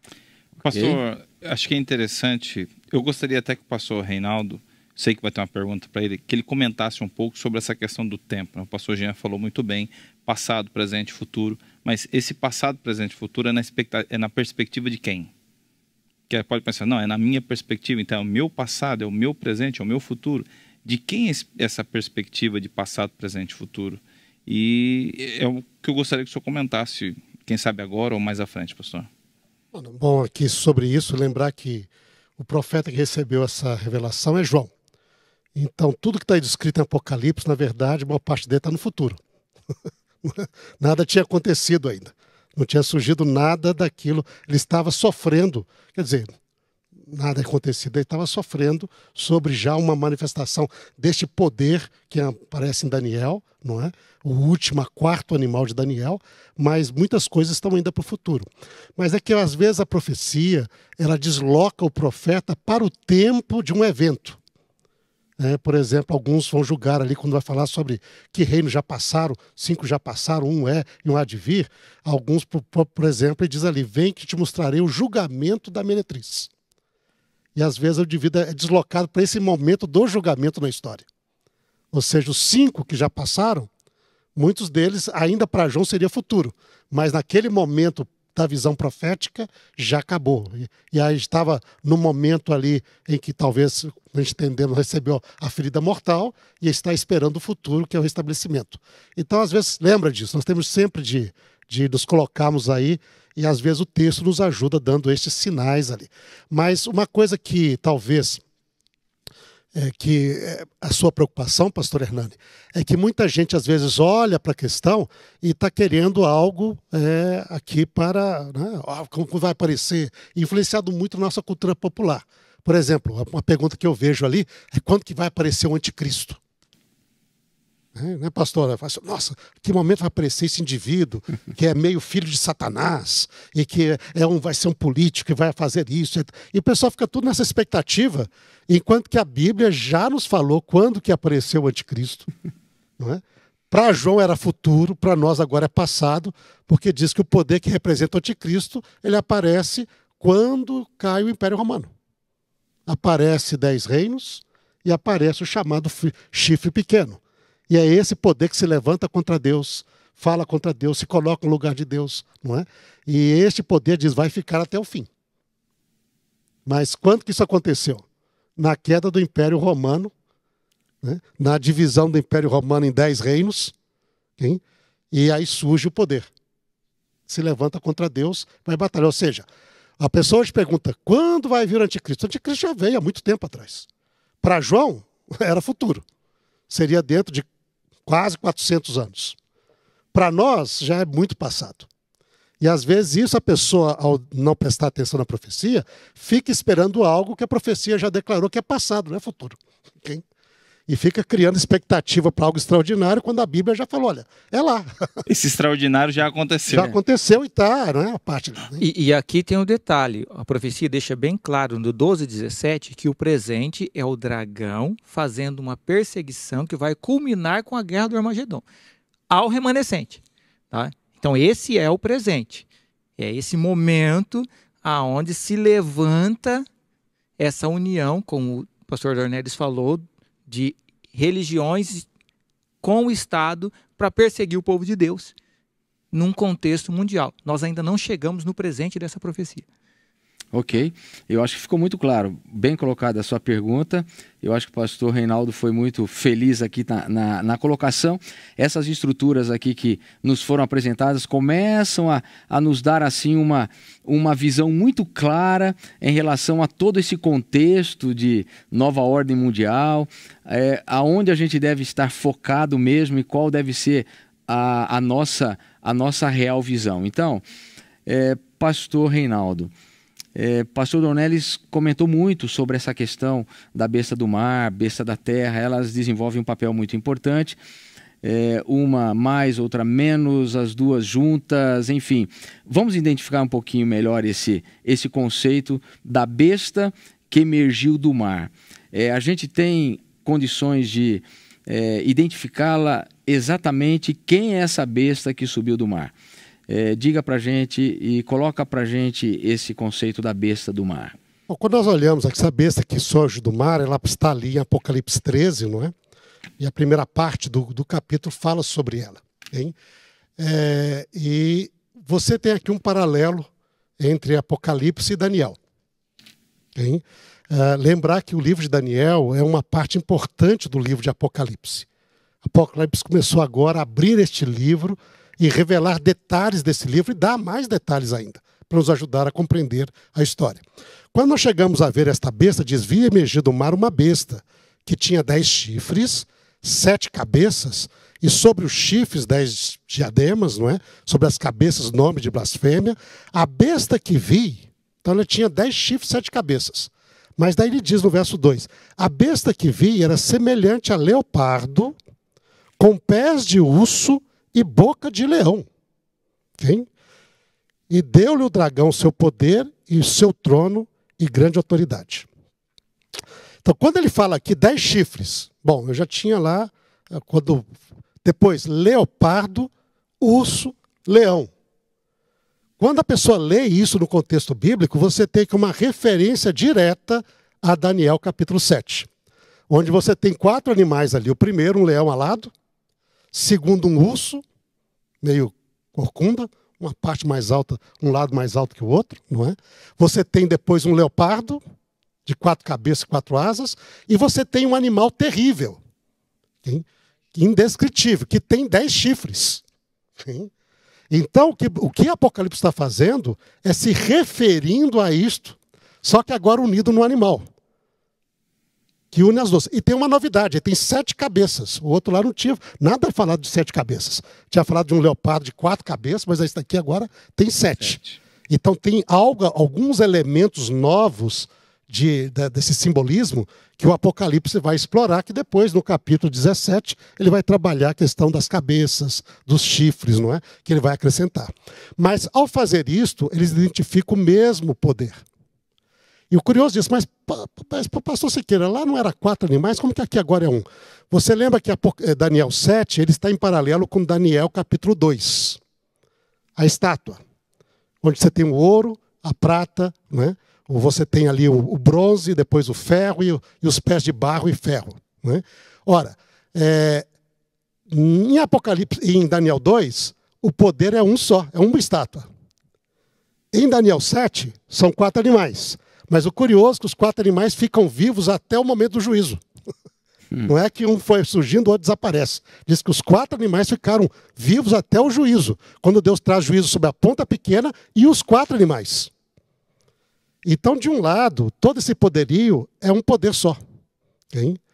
E que a Apocalipse está fazendo aqui, ele uniu as duas coisas, colocou os 4 animais num só. Okay? Num só poder. Então, aí nós temos de lembrar, talvez uma coisa que é aqui importante, pastor Elias, pastor Hernani, né, e também os nossos irmãos e amigos que estão nos acompanhando, é que quando a gente fala de Babel, Babilônia, isso já se refere a o pessoal pensa somente lá em Babilônia, de Daniel, não é? Que é a Babilônia. Mas a palavra Babilônia, no original, é a mesma que Babel. Não tem diferença. Não existe Babilônia em hebraico. Existe o Nabucodonosor, o rei de Babel. Isso nos remete lá à história antes de Abraão, quando a humanidade se uniu em rebelião contra Deus e queria fazer um reino que se opunha ao reino de Deus e aos planos de Deus. Então a história de Babel é uma história antiga. É uma história que não vem simplesmente da época de Daniel. Ela vem lá de antes da Torre de Babel, que a imagem é quando a humanidade se une para poder se opor a Deus e colocar um outro reino no lugar do reino de Deus. E aí, isto tudo vai ligado aqui, essa história da humanidade. E aqui no poder que surge da terra, ela tem referência a esses poderes. Ou seja, nós tivemos ali, segundo nós vemos na própria profecia de Daniel, Babilônia, Medo-Pérsia, Grécia, Roma, que vai se dividir em 10 reinos, e que depois vai surgir um poder político-religioso. Quando Roma cair e dividir em 10 reinos, surgiria um poder político-religioso, que iria abater 3 e que depois se colocaria contra Deus, etc., até o final da história. Então, este mesmo poder que aparece aqui. Quando nós olhamos para o final, na história, nós vemos o Império Romano caindo em 476, finalmente cai lá para todos os... Se estabelece na Europa 10 reinos pagãos germânicos, não é, das tribos germânicas bárbaras. Hein? Depois disso, surge um poder nessa situação que quer tomar o poder do poderio romano, né?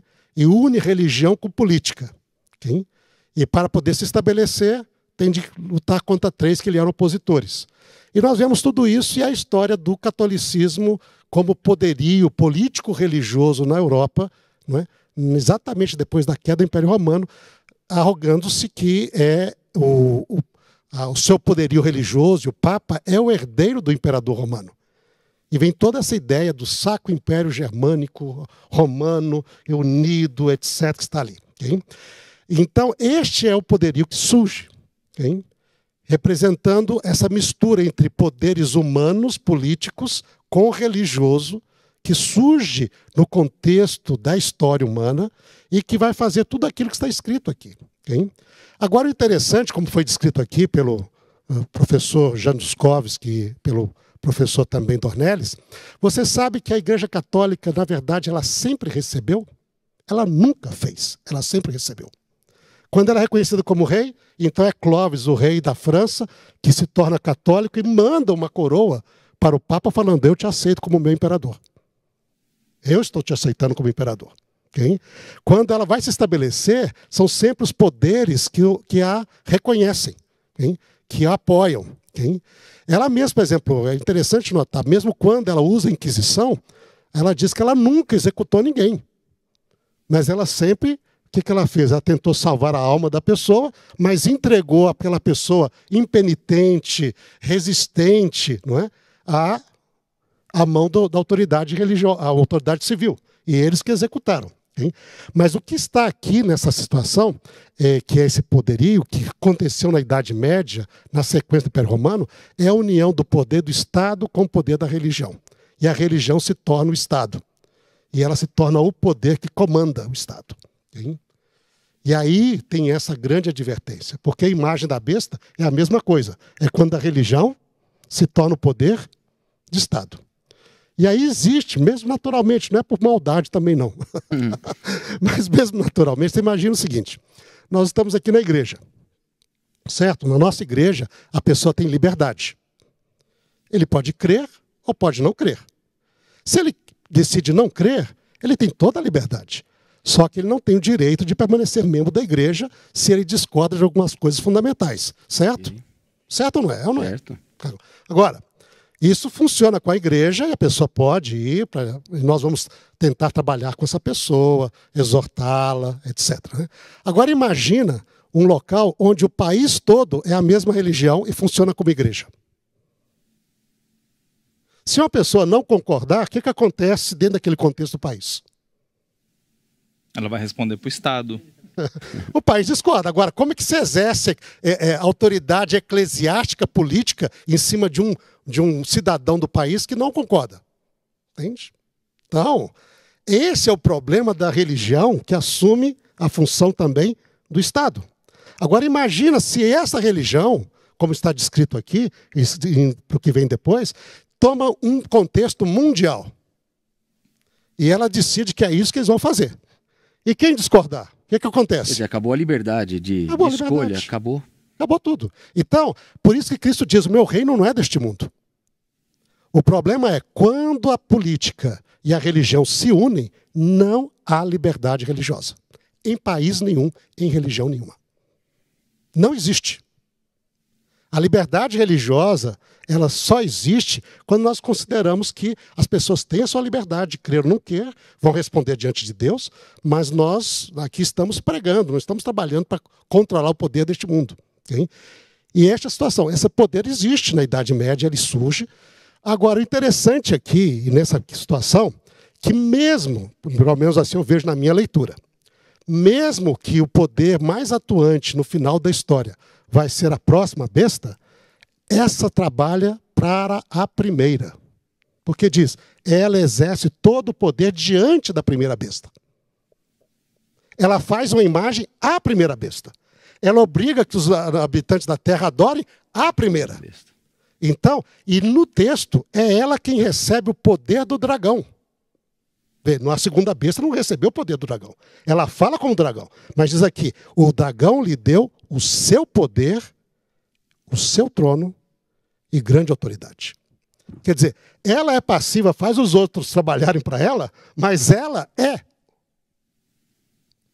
o foco do poderio que o inimigo deu. Então isso aqui é bem claro a parte aqui. Ou seja, o poder de atrás de tudo isso é o dragão. Interessante, Reinaldo, que ela fala como dragão, né? O segunda besta fala como dragão. Sim. Não é? Mas essa aqui, ela tem a autoridade do dragão. É que aí, pastor, é uma coisa importante que o senhor está falando, que ela dá a base estrutural para o outro agir. Sim. E aqui é o grande ponto. Então, a autoridade doutrinária, a autoridade para se legislar, não está baseada numa nova visão. Está baseado naquela mesma visão. Por isso a imagem ela imita aquilo que já está ali, não é? Então, e você vê, essa situação ela é muito interessante, porque ela toma essa autoridade E ela aqui, com todo o poderio, que é esse poderio político, religioso, que vai se unindo e se formando no mundo, né? E que esteve na Europa durante toda a Idade Média, e quem discordava morria, milhões morreram, queimados na estaca, executados, enterrados, empalados, enforcados, tudo isso aconteceu, né? Você não tinha margem. E não era simplesmente assim, eram todos os tipos de pessoas que não acrescentavam, estavam fora da sociedade. Por quê? Porque trabalhava numa sociedade onde a eclésia, a igreja, era o poder. E aí você existe, vamos dizer assim, a autoridade eclesiástica se passa através do poderio político, religioso e etc. E aí realmente não há tolerância nenhuma, não é? E este tipo de situação é que aqui Deus nos adverte através de João. Isso aconteceu na Idade Média. Okay? E isso vai voltar a acontecer novamente no final do mundo. E essa autoridade que aconteceu na Idade Média continua ainda com bastante respeitabilidade, autoridade e referência diante do mundo. Okay? Até o final dos tempos. Então, isso que é a pessoa, esse poder que é comparado lá, que vai aparecer com o último animal, a ponta pequena, não é? Que surge, e que é um poder que vai continuar. E necessariamente aqui não quer dizer, aqui uma coisa talvez os irmãos e pessoas que não acompanham têm de fazer bem claro. Isso aqui não está falando acerca de pessoas, de indivíduos. É exatamente isso que eu ia lhe perguntar agora. Não pessoas de indivíduos. Okay? Isso é um poder que dura milênios. Quer dizer, não é um indivíduo. A pessoa, o indivíduo, Jesus e a palavra de Deus nos diz, nós não podemos julgar ninguém. Deus julga cada um segundo a luz que recebe, Deus conhece a vida de cada um, nós não podemos julgar. Okay? Mas existe um movimento, existe um sistema de poder que atravessa os séculos, que tem a sua lógica, que tem a sua maneira de trabalhar, sua perspectiva do mundo. Okay? E este poder, ele considera que a religião tem de dominar sobre o Estado. E quando isso acontece, acaba a liberdade, acaba a tolerância e começa automaticamente perseguição. Quer dizer, então, segundo toda essa descrição da besta que emerge do mar, esse é o poder romano, então. Seria, nós falamos, é o poder não somente da igreja, porque a igreja é um dos elementos ali, mas a igreja com autoridades, a parte forma esse poder representado que nós chamamos o poder do, vamos dizer, o catolicismo papal, mas que vê-se como poder para controlar e dominar o mundo, assim no sentido de autoridade referente. Okay. Porque na imagem que foi desenvolvida nos primeiros séculos, através dos pais da igreja, a ideia que é normal é que, entre eles, é que o reino de Deus é a expansão da igreja e sua autoridade sobre toda a terra. Aí o reino de Deus se estabelece sobre a terra. Então essa é uma imagem que surgiu entre os primeiros pais da igreja e que se tornou parte fundamental do psicológico e da visão da igreja. Quando o Constantino se converteu, e o pessoal vê, olha, até acreditava que o milênio já tinha começado. Constantino, agora nós temos um milênio onde Deus reina sobre a terra, através do vigário de Cristo, que está aqui para poder representar a Cristo. Okay? Mas aí a profecia nos diz que esse tipo de mentalidade que surgiu e que vai continuar até o final dos tempos, no entanto, não é aquilo que Deus, não é representante do reino de Deus. É um poder que estabelece a intolerância e a perseguição. E faz isso, a perseguição da mulher que está ali em Apocalipse 12 passa através desse tipo de mentalidade e surgiu através dos séculos e vai ficar até o fim. E vale salientar que mulher é igreja. Okay? Muito bem. Olha, fantástico, fantástico. Eu acredito que você não tinha ainda estudado dessa forma, com essa exposição. Mas o texto não para por aí, porque o texto aqui, pastor Adriano Emili, apresenta a besta que saiu da terra. Quem é essa besta? Como a gente pode identificá-la? Bom, muita coisa já foi dita, né? A gente só vai amarrando e acrescentando algum ponto ou outro. Mas é interessante notar, na estrutura que o pastor Jean coloca, ele fala do dragão e seus aliados, né? E essas bestas funcionam como aliados. E a maneira como esse dragão se relaciona com esses aliados, muitos intérpretes, eles fazem uma leitura muito curiosa, porque eles detectam no trabalho do dragão com os aliados uma paródia, uma contrafação da Trindade. Onde o dragão, por exemplo, ele confere autoridade à besta do mar. E Jesus diz, né, toda autoridade me foi dada. É a ideia do pai para o filho. E a besta da terra faz com que todos adorem a besta do mar. Então você tem a ideia do dragão como a contrafação do pai, você tem a besta do mar como contrafação do filho, é o anticristo, né? O próprio nome já diz, e a besta da terra funciona como o Espírito Santo nessa história.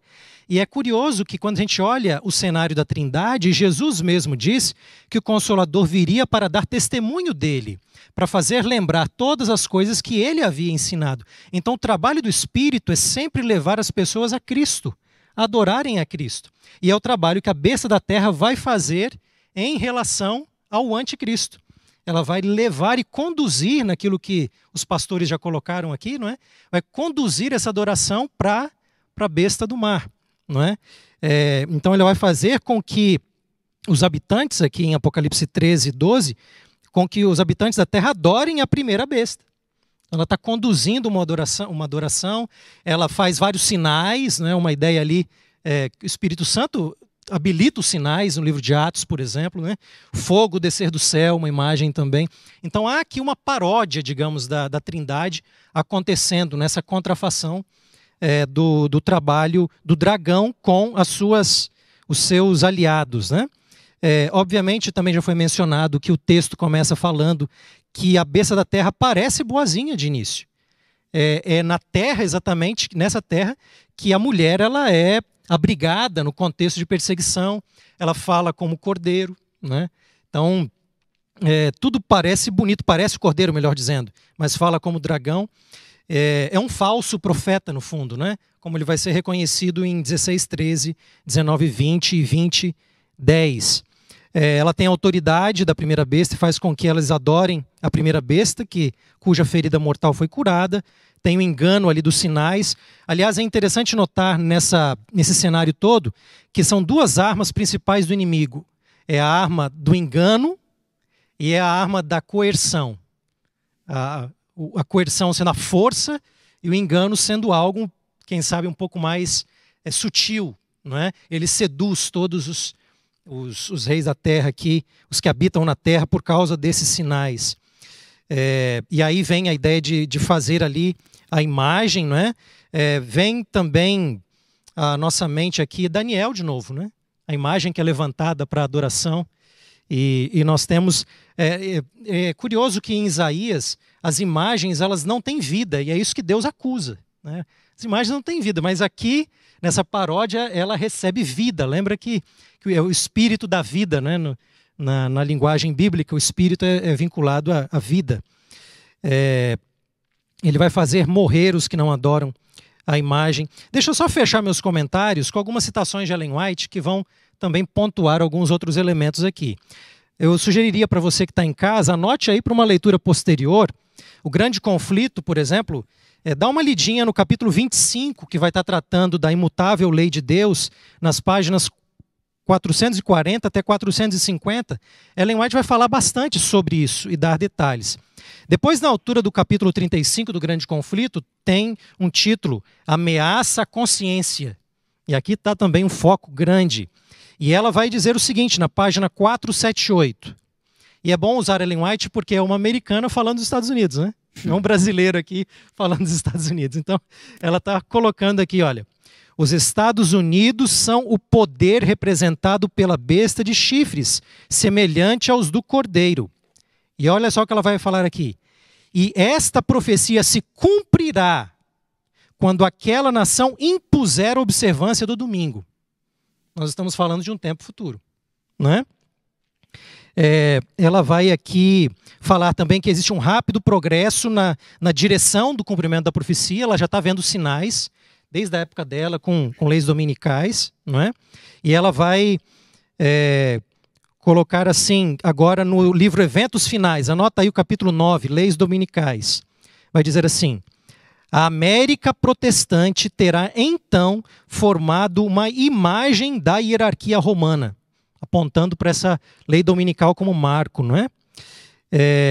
No próprio ato de impor um dever religioso por meio do poder secular, formariam as igrejas mesmas uma imagem à besta. Então aqui você tem na página ali 131, Eventos Finais. Um outro elemento que é relacionado com uma fala do pastor Dornelles anteriormente, eu estou na altura da página 132, como é que isso vai acontecer no contexto político? Ela dá algumas dicas, e ela fala assim, a fim de se fazerem populares e conquistarem a simpatia do povo, os legisladores hão de ceder ao desejo deste de obter leis dominicais. Então a política não muda, né? De adquirir aí a simpatia do povo.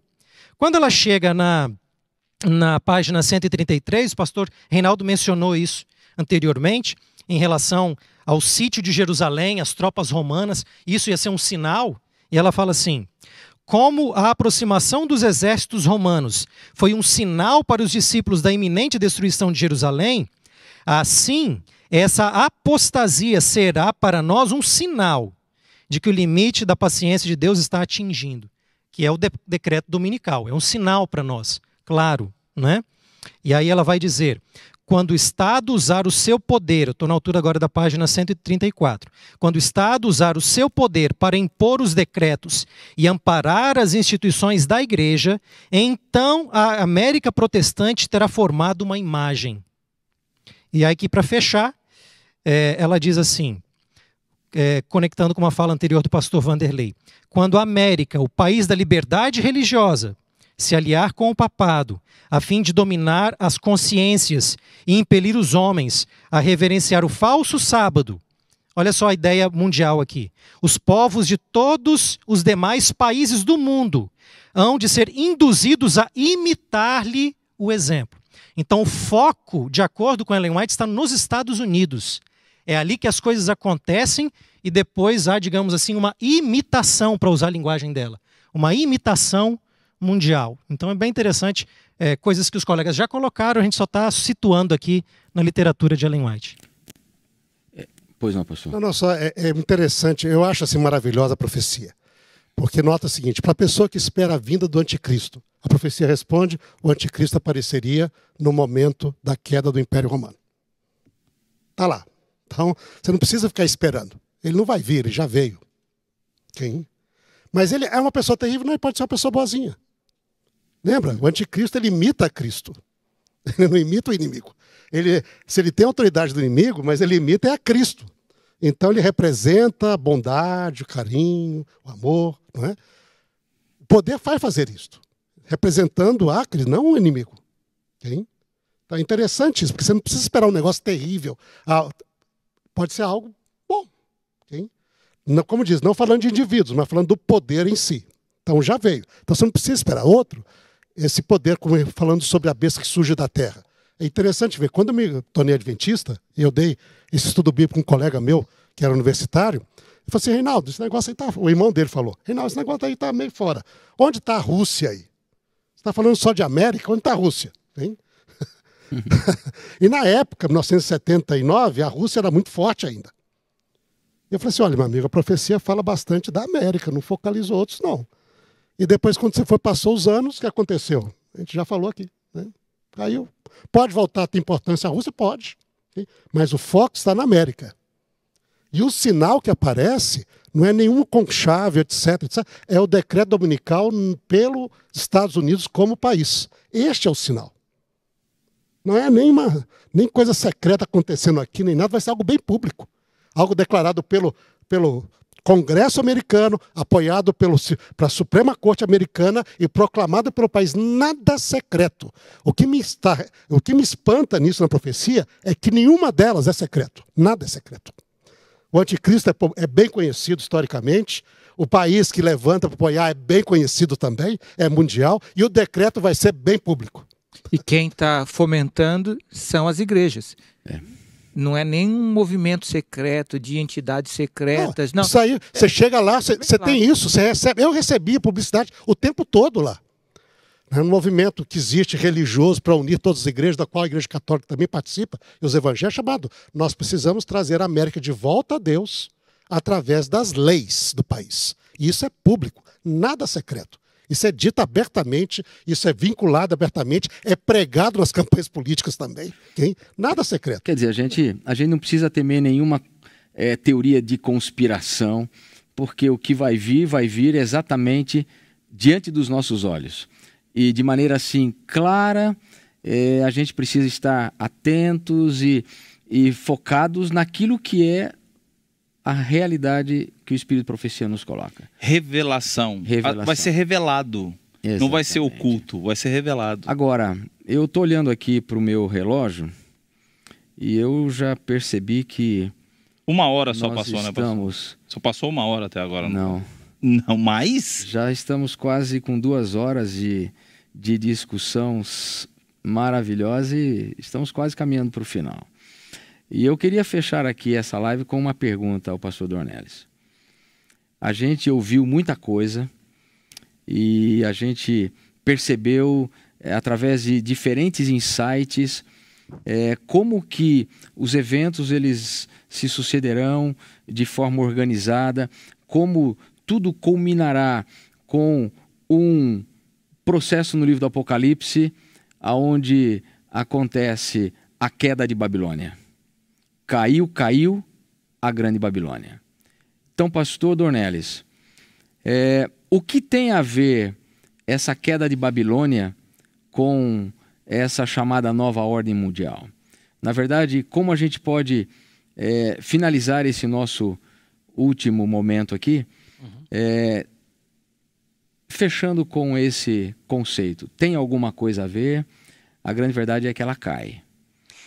Muito bem, o tempo está adiantado, mas só um segundo permitindo uma merchandising, né? Quem tem interesse mais no assunto, eu recomendo buscar o livro O Último Império, A Nova Ordem Mundial e a Contrafação do Reino de Deus. Está no Amazon, está na CPB, e você pode buscar em inglês, em espanhol e em português. Então, a Nova Ordem Mundial e a Contrafação do Reino de Deus. Há pouco tempo, pastor Elias, eu li uma entrevista, né, com um vaticanista, e ele fez uma ampla pesquisa, né, sobre como os cristãos, ou o cristianismo, está influenciando os governos de direita no mundo. Pensando no caso do Bolsonaro, Donald Trump, né, Vladimir Putin e outros europeus. Então, ele diz que há um ressurgimento, né, de um conservadorismo na política, através dessa direita, né, que aí está. E ele diz, e as igrejas, ou o cristianismo, está orientando e influenciando esses governos. Bom, isso é tudo que nós dissemos aqui, né? Aproximação de igreja e Estado. E é disso que trata Apocalipse 17, a mulher montada sobre a besta, né, é a união de igreja e Estado. É interessante que no capítulo 16, o profeta diz assim, que ele vê os 3 espíritos e eles se dirigem aos reis. Então, neste contexto, os reis e os espíritos estão separados, estão distanciados. E os espíritos estão em busca dos reis. Os espíritos representam o poder religioso, os reis o poder político. Agora, quando avança para a visão do capítulo 17, mostra que eles foram bem-sucedidos no empreendimento deles. Porque aí os espíritos têm seu paralelo na mulher, em Apocalipse 17. E os reis estão na figura da besta. Então, os espíritos buscaram os reis e conseguiram montar sobre eles. Domaram, né, os reis, assim como se doma um animal. Por isso, a besta aqui, né, está a serviço agora da mulher. É interessante aí perceber que a gente fica às vezes com a ideia do catolicismo, o papado, relacionado com a besta, mas quando a gente chega no capítulo 17, aí os símbolos mudam um pouquinho. E a mulher representa o poder religioso das religiões todas, incluindo, né, o catolicismo. E a besta representa o poder temporal, civil, dos reis. Né? E então a mulher domina sobre a besta e a besta fica serviçal da mulher. O pastor Reinaldo mencionou aqui, o catolicismo até pode dizer, não, nós não matamos ninguém, foram os reis da Europa que mataram, né? A nosso manda, é verdade, mas foram eles. Né? E aqui é a mesma coisa, os reis cumprem a agenda da mulher. Até certo ponto, até certo momento, né? Porque a queda de Babilônia, como descrita na 6ª praga, com a secagem do rio Eufrates, né? Então ela é explicada no capítulo 17 e 18, e aí o versículo 16, né? 17 e 16 é bem ilustrativo, porque diz assim, os 10 chifres, olha, toda essa multiplicidade de poderes, né? E a besta, o império, vão odiar a meretriz. Então ela esteve montada sobre eles durante um período, e daí eles a lançam sobre o chão e pisam sobre ela. Então o juízo dela é determinado por Deus, mas quem executa, aí volta para a moeda do outro lado, né? Quem executa são os reis da terra. Ela pode dizer, olha, eu não matei ninguém, foram eles que mataram, é verdade, é meu mando, né? E eles vão dizer, olha, não, Deus pode dizer, eu também não matei a mulher. Quem matou foram os reis, né? A meu mando, é verdade. E isso aqui nos faz lembrar, né? Veja, então há toda essa estrutura de poder, como nós descrevemos, né? O poder religioso domina sobre o poder civil, persegue o remanescente, como Jean descreveu ali. Né? E às vezes você fica pensando, bom, então o remanescente de Deus vai sofrer sob esta perseguição. E a gente fica com aquela mentalidade, né, pessimista e às vezes aquela mentalidade de perseguição, e é verdade, isso vai ocorrer, mas até certo ponto. Porque qual é o destino da mulher? Ela será pisada pela besta. E aqui a gente pode se lembrar de alguns eventos anteriores. Por exemplo, lembra do evento de Daniel no Império agora dos persas, né? Então os sátrapas conseguiram com Dario, né, um decreto, e aí surpreenderam. Daniel, foi acusado de ser desleal com o imperador, com o rei, né? O rei Dario. Daniel foi levado à cova dos leões e Deus o protegeu. E no fim, quem é que foi para a cova dos leões? E a mando de quem? Bom, olha só, Daniel capítulo 6, versículo 24. Ordenou o rei e foram trazidos aqueles homens que tinham acusado Daniel. Veja, aqui nós temos o poder religioso, né, da contrafação, que acusa o remanescente. E aí, então, o rei manda que eles sejam lançados na cova dos leões. E aí a morte preparada para Daniel é sofrida mesmo pelos sátrapas, que haviam acusado Daniel. A mesma coisa acontece no Império da Pérsia, mais tarde um pouco. Então Amã não gosta dos judeus, né? Então tem aquela contracena de Amã e Mardoqueu. Amã é o representante da religião falsa, da mulher, aqui em Apocalipse 17, inclusive. E aí ele consegue, com Assuero, né, um decreto contra os judeus. E Amã chegou a preparar uma forca, né, para Mardoqueu. Mas quem é que foi para a forca? Foi o Amã que foi para a forca. A mando de quem? De Assuero. Então, os reis, né, Dario e Assuero, percebem a armação do poder religioso ali, nas figuras dos sátrapas e de Amã depois, né? E eles são seduzidos por esses indivíduos, Amã e os sátrapas, até certo ponto. E depois a situação se vira, né? E então os reis reconhecem a idoneidade, né, de Daniel e de Amã e de Mardoqueu e dos judeus, e a situação se inverte. A mesma coisa acontece no Apocalipse, né? Então, o que é previsto aqui na queda de Babilônia é uma inversão da situação, em que aquele poder que governa sobre os reis da terra, que é o poder religioso, por fim perde a credibilidade com o poder político, e o poder político o executa as religiões. Então lembramos aqui que a Babilônia representa o poder das religiões da face da terra. A meretriz representa todos esses poderes. Não é só o catolicismo, mas também o espiritualismo e os protestantes que se desviaram da palavra de Deus. Então, nós olhamos para o passado, né, vemos a Revolução Francesa. Veja, o catolicismo dominou sobre as nações europeias até 1798. Aí veio o iluminismo, o humanismo, né, e a Revolução Francesa. E aí os próprios reis que cumpriam as ordens do papado, né, se levantaram contra o Papa. E a religião como um todo, queimaram bíblias, igrejas, né? Então Apocalipse 17, com a queda de Babilônia, prevê uma reedição desta queda da mulher, né? Uma nova revolução, mas não só francesa, mas no mundo inteiro, em que o poder político, que foi dominado, seduzido, né, enganado pelo poder religioso, vai se levantar contra ele. E no fim até reconhece, né, a legitimidade do remanescente. Então a queda de Babilônia será um momento em que a nova ordem reconhece a legitimidade do remanescente e acusa, executa e destrói, né, o poder religioso que o enganou. Mas por fim os reis se depararão, por fim, com o rei dos reis, porque o rei dos reis tem uma causa contra eles também. Eles são lançados também para o lago de fogo, né? Só um detalhe importante ver em toda essa estrutura. Qual é o nosso foco? Nós somos chamados como remanescente para alertar o mundo do engano, dessa autoridade que foi falado, para quando chegar o momento da decisão, as pessoas não serem enganadas. Se nós nos focarmos muito em detalhes de conspiração aqui e acolá, nós perdemos o grande foco desse engano, dessa autoridade que o dragão deu à besta. E aí poderemos ser enganados. Sem dúvida. Eu acho Elias, pois não. Estamos com quase 3.000 aparelhos conectados nesse momento, acompanhando essa live magnífica aqui. Foi extraordinário. Eu continuaria aqui, mas não sei quanto tempo, porque beber da fonte é extraordinário, né? Eu quero, de maneira muito carinhosa, agradecer você que nos acompanhou. Pastor Reinaldo, Pastor Dornelis, Pastor Adriane, Pastor Jean, Pastor Hernani. Muito obrigado aí por mais esse momento de realmente uma riqueza profunda da palavra de Deus. O que eu tiro de tudo isso é que nós não precisamos ser enganados. Nós temos uma luz muito clara, e sobre alguns pontos que talvez não estejam assim tão claramente diante dos nossos olhos revelados, isso pertence a Deus. Se é para a gente conhecer agora, a gente vai conhecer. Se não conhecer agora, nós vamos saber na eternidade. Isso é o que importa, mas aquilo que é o essencial para a nossa vida espiritual, para o nosso preparo para a volta de Jesus, para a nossa experiência cristã, nesses últimos dias da história da humanidade, que a gente sabe que são esses que nós estamos vivendo, até porque a profecia diz, nos dias desses reis, que o reino eterno de Deus será estabelecido. Então nós podemos estar certos de que nós estamos vivendo nesse tempo.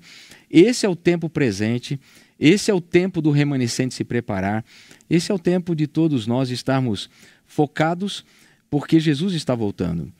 Agora, na próxima live, nós iremos tratar de um assunto muito interessante. O próximo final de semana, aguarde aí que nós vamos ter mais um momento de um profundo estudo sobre esse tempo do fim e o preparo do remanescente para a volta de Jesus.